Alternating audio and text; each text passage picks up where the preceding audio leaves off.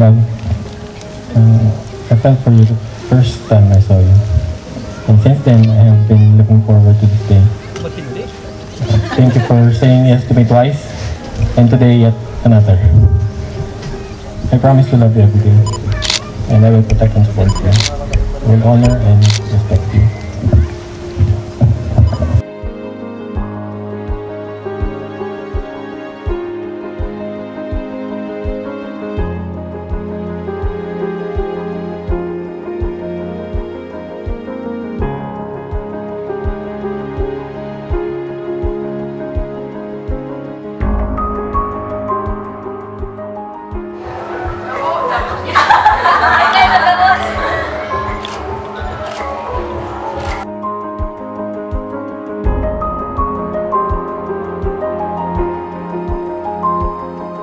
Nagsimula ang lahat sa simple prayer na, Ikaw na Lord ang bahala. Trusting na He knows what's best for me and that His words are true, that Jeremiah 29:11 is true. My life first. Nagulat ako isang araw, our paths crossed. Gwapo ka. Oo, pero wala akong pakialam. Bonus na lang yon. I was captivated not by your look, but by your intention. Sabi mo, andito ka para alagaan, protektahan at suportahan ako. Na hindi ka superhero but God is more than a superhero. At sa tulong niya, magagawa mo. At kung God's will, makasama ako sa buhay. Naramdaman ko ang sincerity mo. That very moment na sabi ko sa sarili ko, gusto kong pakasalan ang taong katulad nito. Hindi lang ako kinilig. I fell in love with you. Hanggang sa naging tayo, kahit feeling ko I don't deserve you, I thank the Lord. At sa harapan ng lahat, I am proud to say that I have the best husband. And our story is the best story dahil si Lord ang author nito. Ngayon, I promise to honor you, respect you, and to love you always and forever. I love you so much, James.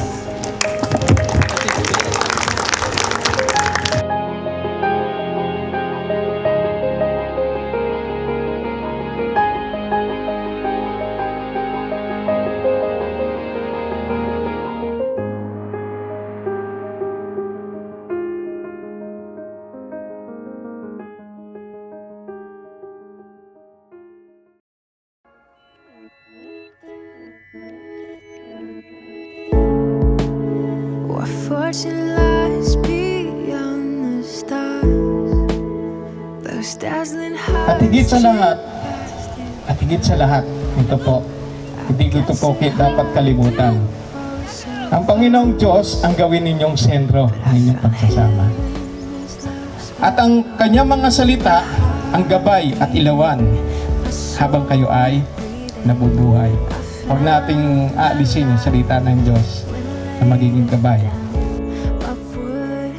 Count of three, 1, 2, 3.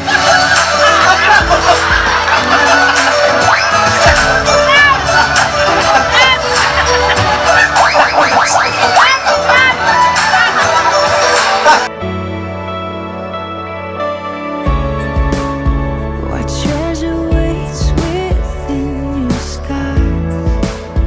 The gift of freedom gold can't buy. I bought the world.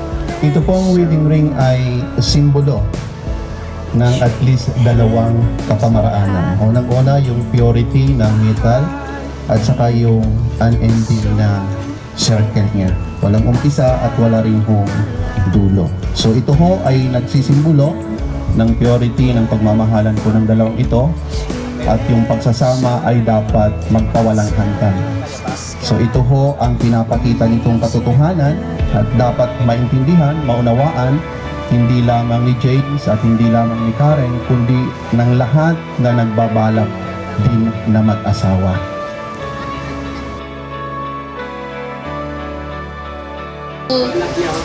First of all, I want to congratulate the newlywed. A happy wedding day, James and Karen. congratulations to the wonderful two of you. My prayer for both of you is that your love for each other will grow forever. In times of trials and difficulties, may you never forget to remember the author of your love story, which is our Lord Jesus Christ. Sa mga gawaing bahay, may gusto rin si Kuya. Pero matibay ang magluto. Masipag yan. Asikaso, ginamama ni Papa. Lalo na pag high blood sa Kuya si Papa. Yun ang binasa ko. Kuya, gusto ko magpasalamat sa mga gamit na pinasubli mo sa Kuya, yung mga pinapera mo sa akin na gamit. Lalo na sa hinaram ko na hindi mo alam. Alam mo yan. At malulungkot ako na wala ka na sa bahay. Tata. Kasi ako na lang lagi yung mauutosan nila mama, ni Papa. Si Nico, di ba pwede? Ako na lang. Kidding aside, Kuya, just to let you know, I always look up to you.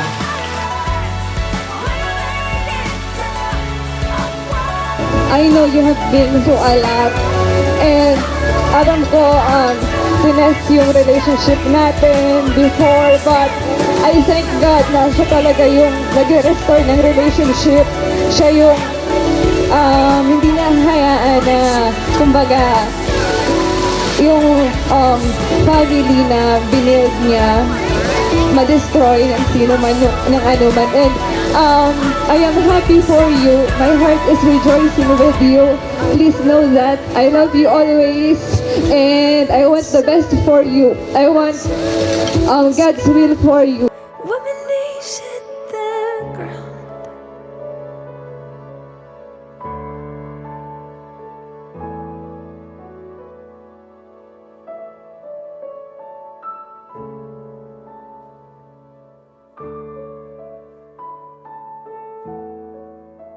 And magpakarami kayo. Alam ko na you will build a happy family, a happy home, because I know Jesus is your center. And Kuya James, welcome po sa family. Masaya po kami na ikaw yung pinili ni Ate Karen. We are truly happy na si Ate Karen secure sa'yo. We are confident that you will love her, you will protect her, you will provide financially, support her goals, support her dreams. So welcome po ikaw sa MFGC family. We love you, Kuya James, same as we love Ate Karen. Thank you po, and congratulations! Sa iyong magpapanatag ang iyong relationship. Sabi nga sa Pilipino, itaga mo sa bato. Ang Diyos ang magpapala sa inyong pamilya niyo siya sa relationship. Okay? Kasi baka bumalik na naman kami doon sa sermon namin kanina. Amen na lang ako doon. Okay? God bless. God is with you, both of you, and may the blessings and favor of the Lord continue to follow you all the days of your life, and as you live in obedience to Him. So again, congratulations to both of you. We love you.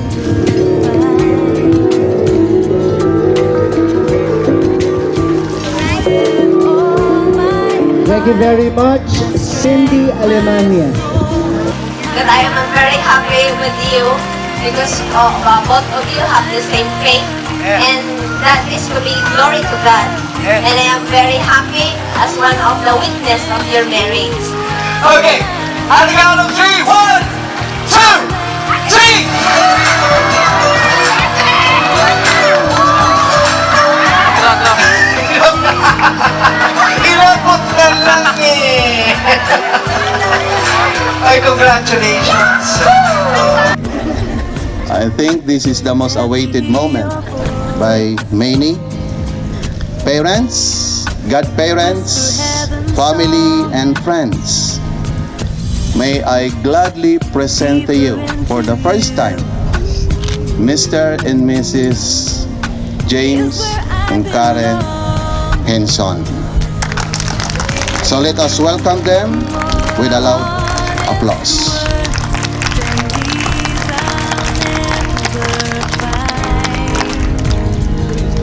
You may now seal your love with a hug or with a kiss. Sa inyong karapatan yan. Wala nang magbabawal sa inyo yan.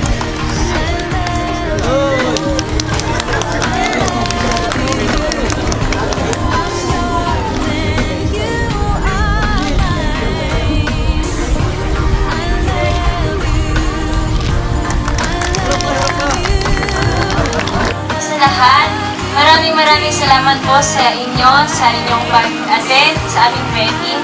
Lalo na na-appreciate po namin, lalo na kung mga umuwi pa galing sa ibang bansa, galing sa malalayo. Thank you so much po. Alam ko po yung sakripisyo nyo. I love you po. Really thank you. Kay Ate Cindy, salamat. Ano pa ba? Hindi ko na-mention. Siyempre, salamat sa Panginoon dahil kung hindi dahil sa Kanya, hindi po magiging maganda ang okasyon na to. And napakasaya po namin. Masaya ka ba? Masaya po kami na nakasama namin kayo sa napaka-importanteng okasyon na ito. Thank you so much po. Salamat po sa lahat ng umuwi, overseas or domestic na travel pumunta po dito.